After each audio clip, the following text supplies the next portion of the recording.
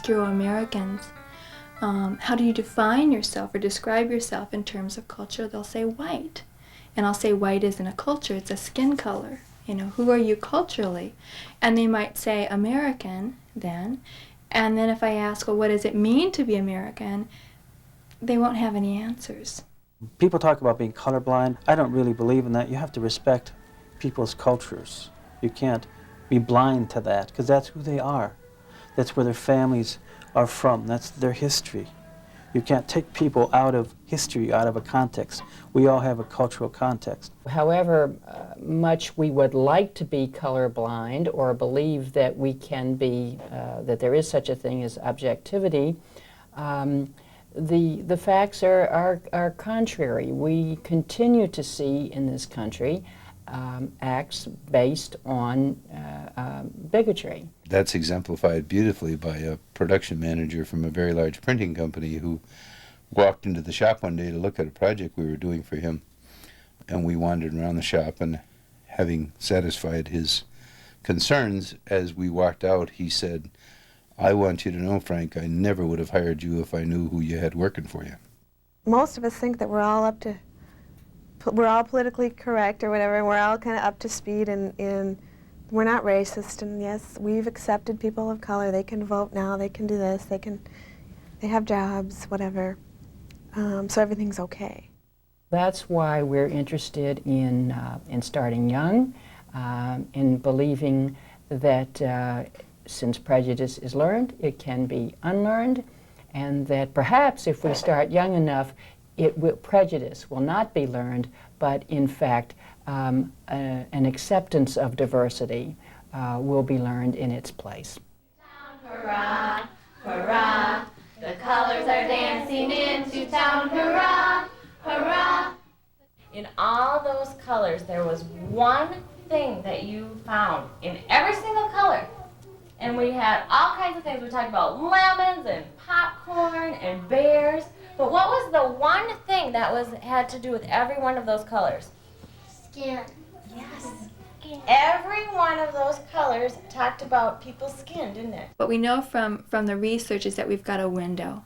And it's from 6 months of age, when kids really first start noticing and responding to racial differences, to age 9.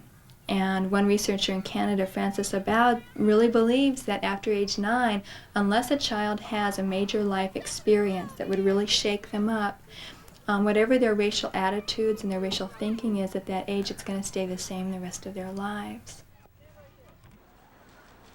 Cultural differences are sometimes overlooked by service providers because many of us believe we live in a just and fair society. I've seen films and in my own education that show that where a parent will walk with a child and very subtly, in a strange environment or something that's different, squeeze the child's hand. Okay? And in squeezing that hand, they have conveyed a message to that child that there's something different about where I am and what's going on. Preschoolers in particular, because of where they're at in terms of their cognitive development, are very susceptible to believing stereotypes. To assist young children in learning about diversity, agencies should create multicultural environments. They need to be in environments that are full of pictures and opportunities to explore the diversity of humans. I mean, that's what preschoolers are doing. You know, are you a girl, are you a boy? You know, what color are your eyes? What color is your skin? You know, they're noticing those things. And so we need teachers who can freely talk about that, not be afraid to talk about that, not be afraid to do activities with kids about skin color, about hair color, about differences. Mommy is like the coffee, isn't she, Anna said. And you are like the moon. No, like the milk. And me, I'm like the coffee milk. Put in a little more milk, Daddy. No, that's enough. Now it's exactly your color. We try to find books that do not stereotype families, people, children, and that reflect that group. For instance, we had a little girl who was from Bangladesh, and she was very interested in one book that we had, and it was actually about a child from the Philippines, and it never declared where the child came from or anything like that, but it just showed a child with her mom, being tired and having to take a nap. She loved the book because it was the only book we had in our classroom that had a child that had dark colored skin and straight hair. We used to discourage people, the little kids, from talking about differences. That we'd try to always point out all the ways that we're alike. So if one child was making a remark about the color of another child's skin as being different, the staff might be inclined to point out, but they still are alike because they have, you know, 2 eyes, and they'd point out all the similarities. And now their whole approach is to encourage kids to talk about differences and to recognize differences and then to appreciate differences. Today, many service providers working with children and families highlight cultural sensitivity as vital to child development and necessary for the progress of our society. We want people to go beyond the suitcase approach, where we take out a few artifacts or a few pictures of famous people and say, this is the African American experience. No, it's not. It's just a snapshot of one piece of it. We're doing some things like African American Emphasis Week, and that's great so long as it doesn't stop there. And that's what the tourist approach is. It's if you have African American Emphasis Week or some other emphasis week, and then that's the only time we ever deal with any of those issues, is during that time. We go visit it, and then we can say, oh, well, we'll just leave those problems there and then go back home to our own comfortable existence.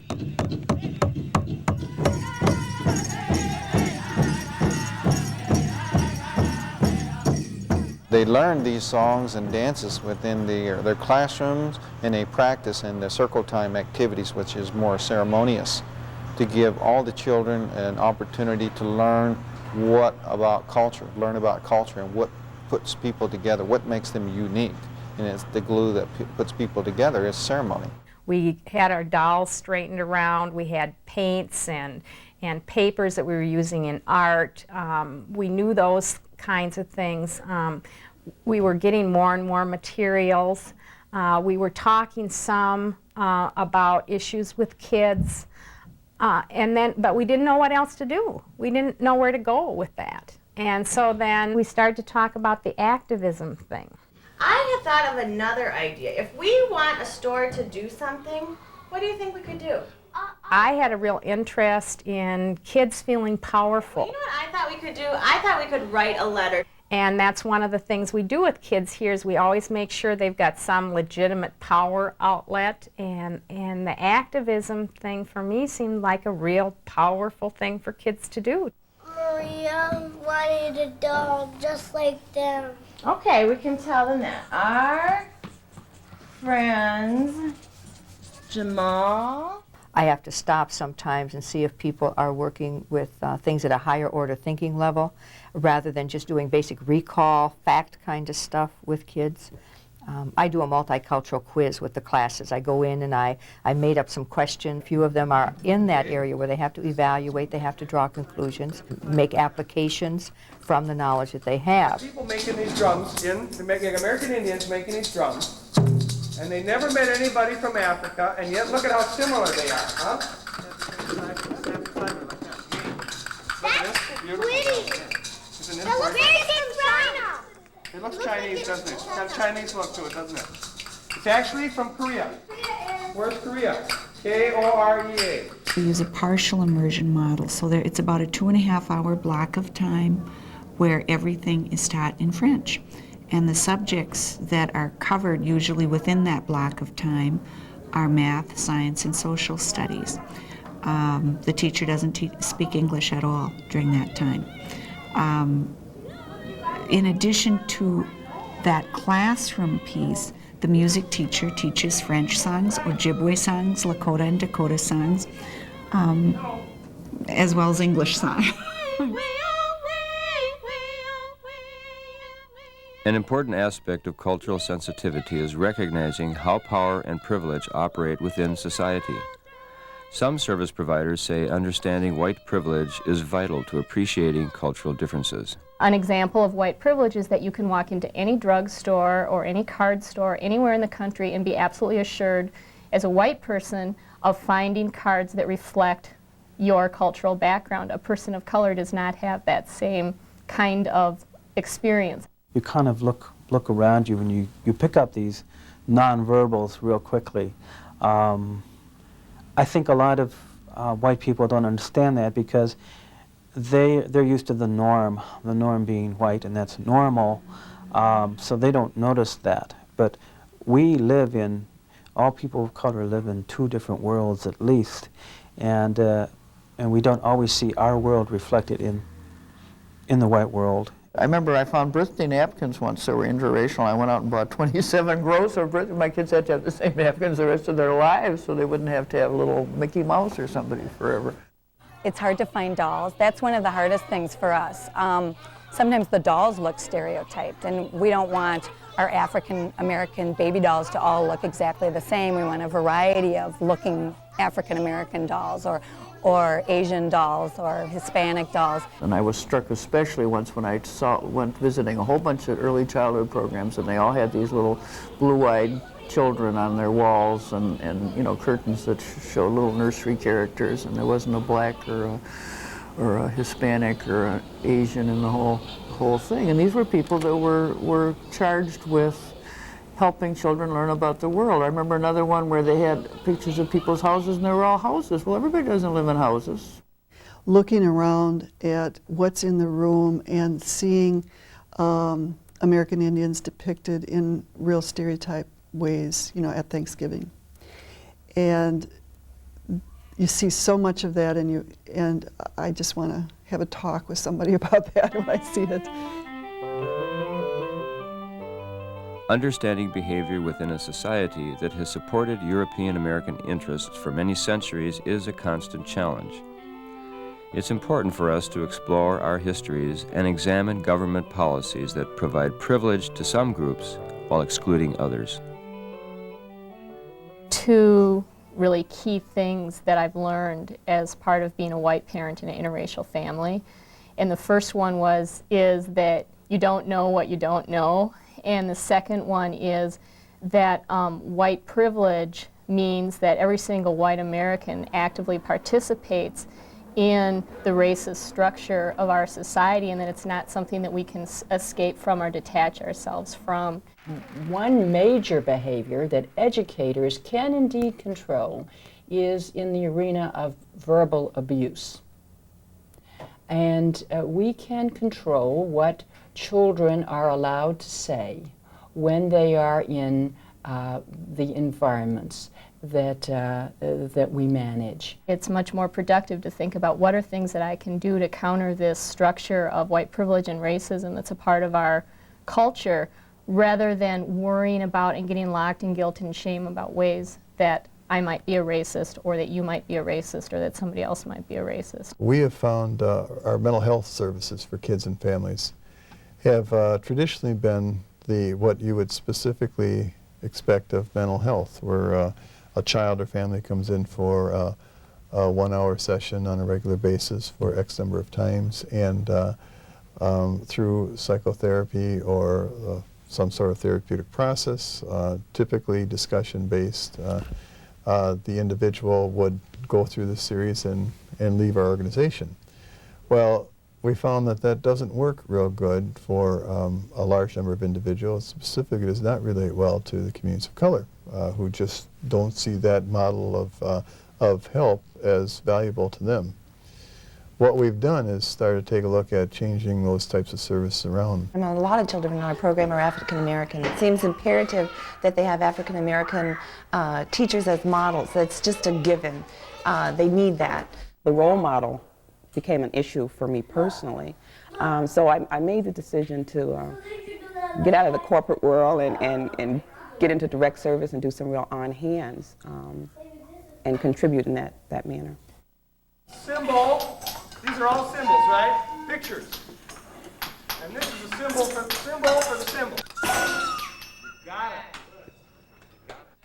Focusing on cultural aspects of service delivery that are different than our own requires us to take on new roles and obtain a greater understanding of policies and procedures that can improve our success working with families and children of color.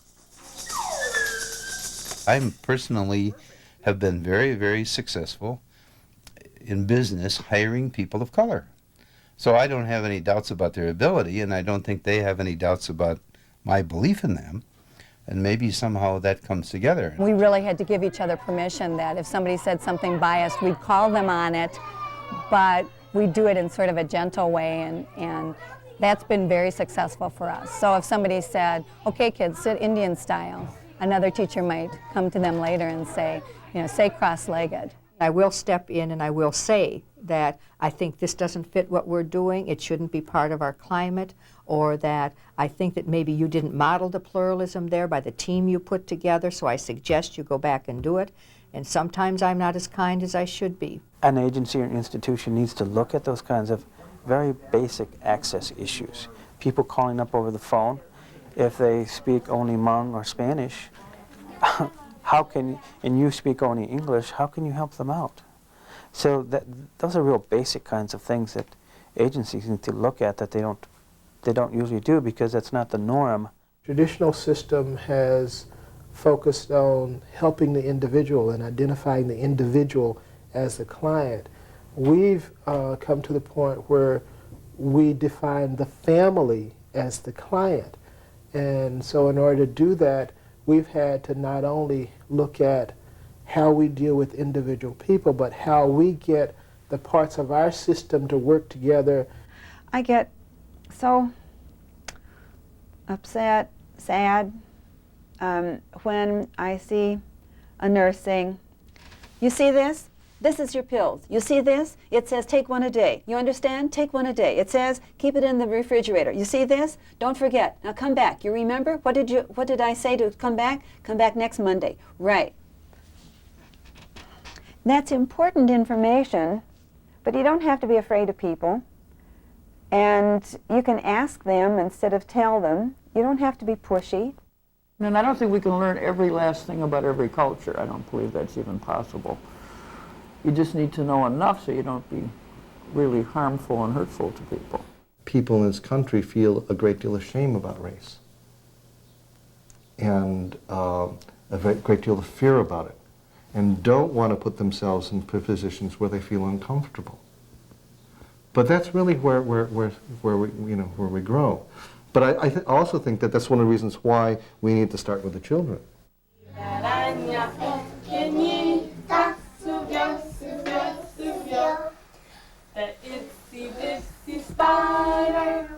Many agencies have a history of developing culturally sensitive services.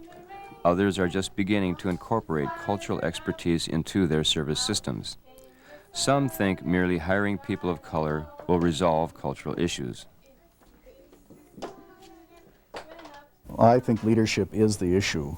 I think there has to be a commitment by the executive director of an agency, by the board of directors, commitment to model diversity, to become diverse both in terms of board membership, staff employment, as well as client services at every levels within the organization.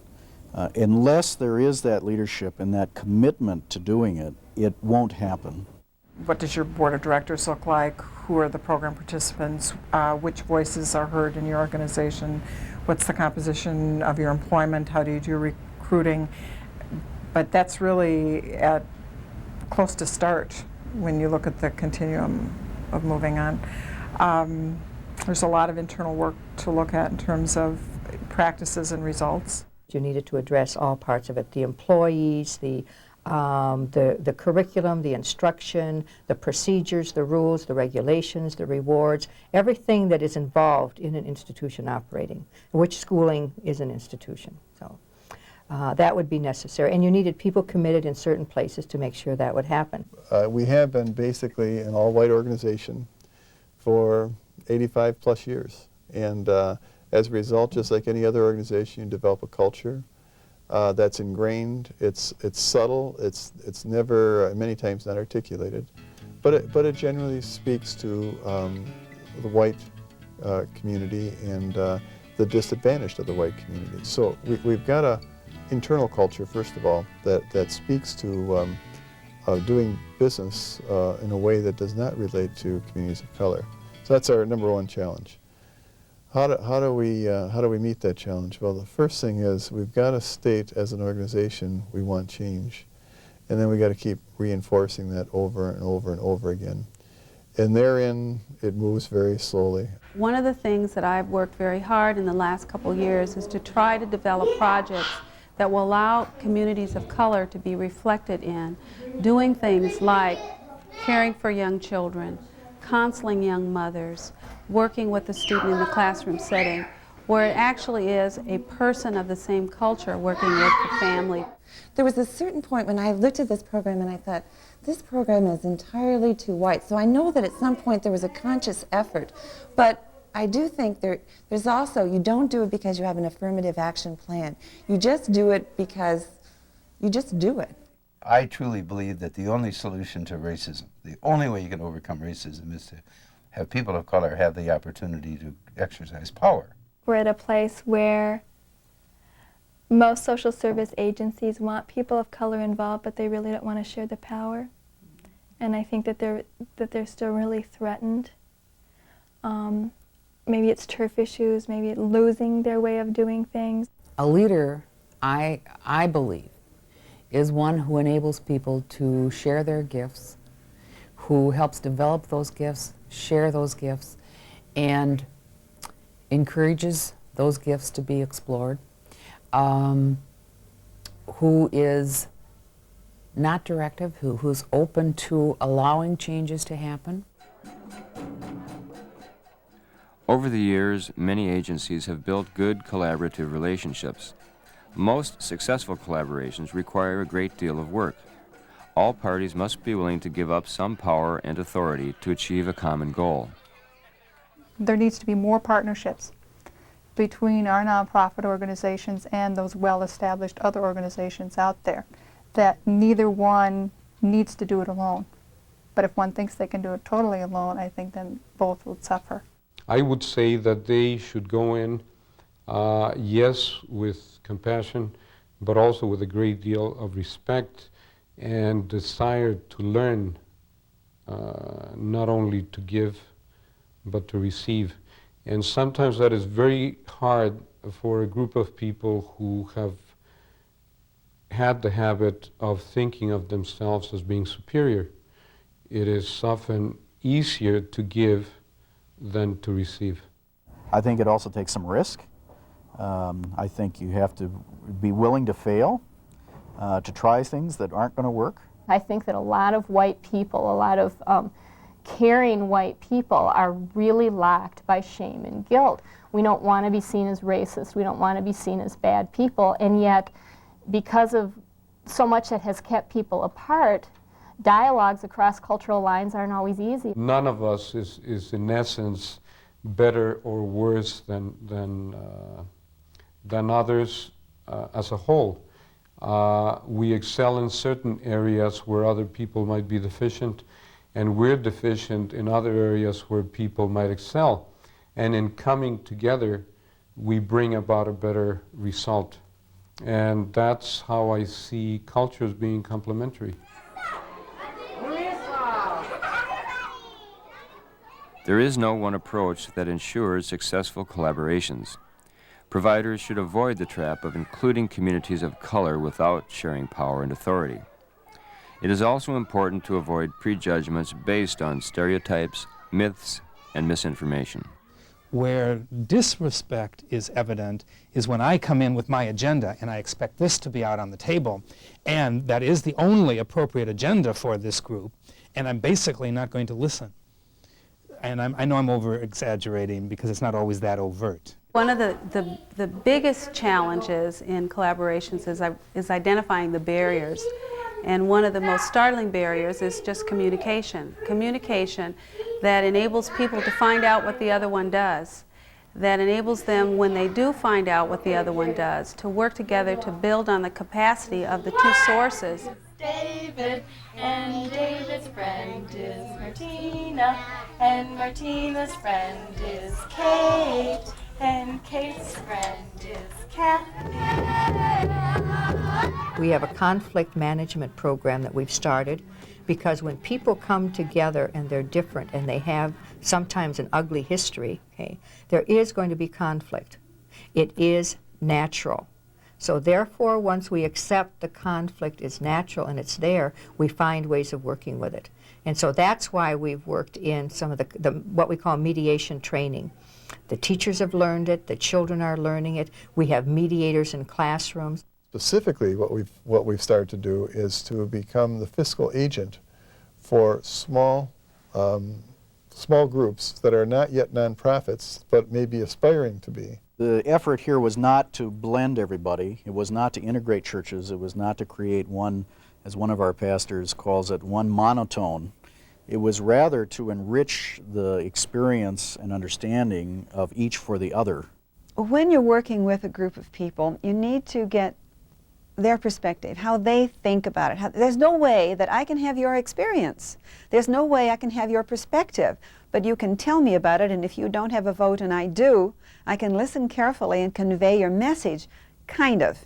Not as well perhaps as you can, but if you can't be there, I can try. Confucius say, man who run in front of car get very tired, man who run in back of car get exhausted. Everyone is responsible for challenging prejudice and bias. Service providers must pay close attention to every aspect of the service delivery process and address small issues of institutional discrimination as well as major ones. I think there are a lot of avenues that we could make change in terms of public policy that we're so far behind from doing. In order to be successful in this goal of reducing prejudice in this country, we have to have total community involvement. This is your future. That the organizations that are going to survive are the ones that have addressed the way to effectively work with communities of color and all other communities. And it's a survival issue. It should be put right up there as high as the money issue. There are many complexities within our multicultural society. This program highlighted only a small fraction of them. We encourage you to explore, read, and learn more about diversity, inclusiveness, and culturally responsible service delivery.